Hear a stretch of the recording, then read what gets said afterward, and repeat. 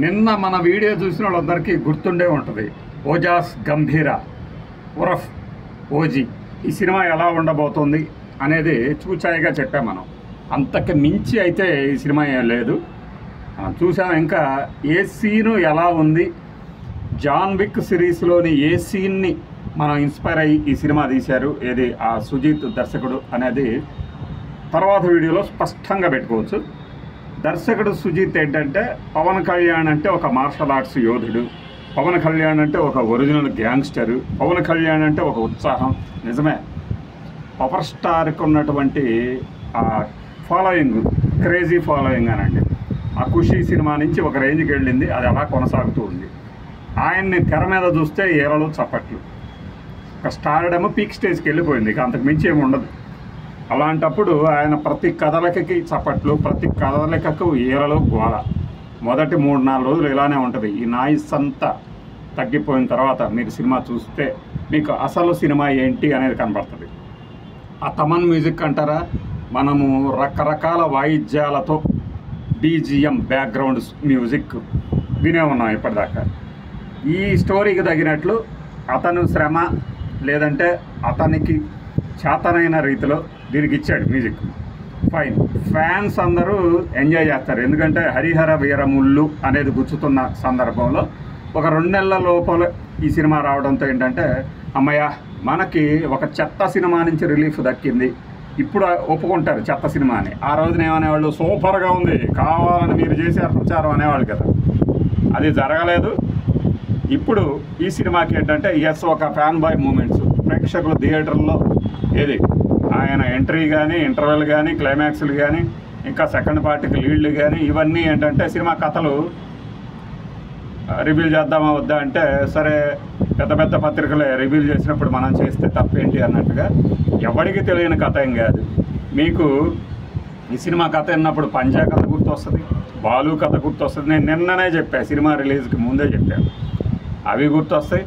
ఆ తర్వాత మీరు చూస్తే ఈ మధ్యనే రిలీజ్ అయిన ఇంకో సినిమా కూడా గుర్తొస్తుంది. కొత్త కథ ఏం కాదు. అంటే వీటన్నిటికీ మాత్రకి ఎక్కడుందో చెప్పా. జాన్ విక్ సిరీస్ చూడండి, చాలా ఓపిక కావాలి. బట్ ఒక స్టంట్స్ను కూడా ఇలా తీయొచ్చా అని చూపించింది జాన్ విక్ సిరీస్ చాలామందికి.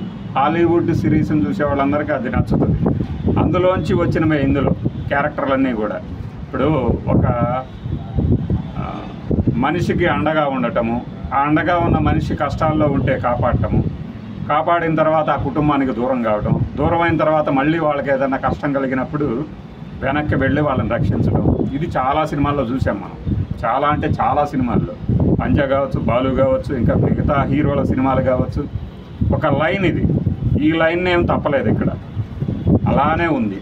కానీ నిరాశ చెందడం ఖాయం. ఎందుకు అంటే ప్రేక్షకులే చెప్పబోతున్నారు 4-5 రోజుల తర్వాత. మొదటి 4 రోజుల్లో ఈ సినిమా కలెక్షన్స్ గురించి, రికార్డ్స్ గురించి ఒక పాజిటివ్ బజ్ తీసుకొచ్చారు కాబట్టి మాట్లాడతారు. బట్ సినిమా కథ మీకు సాలార్లు కావచ్చు, సాహోలు కావచ్చు, ఎక్కడ మొదలైనా కూడా వీటన్నిటికీ మాఫియా డాన్లకి ఒక డాన్ ఉంటాడు. కాకపోతే ఏంటంటే దీనికి ఈ బ్యాక్గ్రౌండ్ తీసుకెళ్ళి జపాన్లో సమురాయి యోధులు, ఆ తెగల మధ్య యుద్ధం, అందులో ఒక యుద్ధం, ఆ యుద్ధంలో ఒక యోధుడు, ఆ యోధుడు కొడుకు ఈ పవన్ కళ్యాణ్. ఈ పవన్ కళ్యాణ్ ఏం చేస్తాడంటే, ఇంకొక గురువు దగ్గర శిష్యరకం నేర్చి యుద్ధ విద్యలు నేర్చుకుంటాడు. నేర్చుకున్న తర్వాత ఇతను నేర్చుకున్నటువంటి గురువును కూడా చంపేయడంతో ఒక అనాథగా మిగిలిపోయిన ఇతనిని సత్య దాదా అంటే మన ప్రకాష్ రాజ్ గారు చేరదీస్తారు. అతనికి అండగా ఉంటాడు. ఆ తర్వాత ఇతను అతనికి అండగా ఉంటాడు. కారణాంతరాల వల్ల, అదే ఫ్లాష్ బ్యాక్, కారణాంతరాల వల్ల ఆ కుటుంబానికి దూరమై వస్తాడు.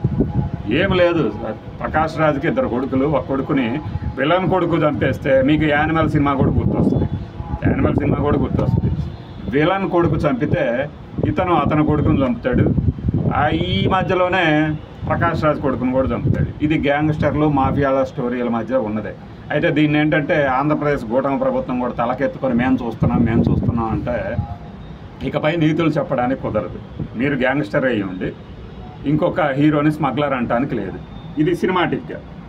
ఇక మరి ప్రేక్షకులు అంటారా, ఎంతమందికి ఈ లార్జర్ దాన్ లైఫ్, సూపర్ హ్యూమను ఈ క్యారెక్టర్లు నచ్చుతాయో వాళ్ళకి ఈ సినిమా కాస్త నచ్చుతుంది. ఇంకా దీని మీద డీటెయిల్డ్గా చెప్పాలంటే scene to scene John Wick series చూడొచ్చు.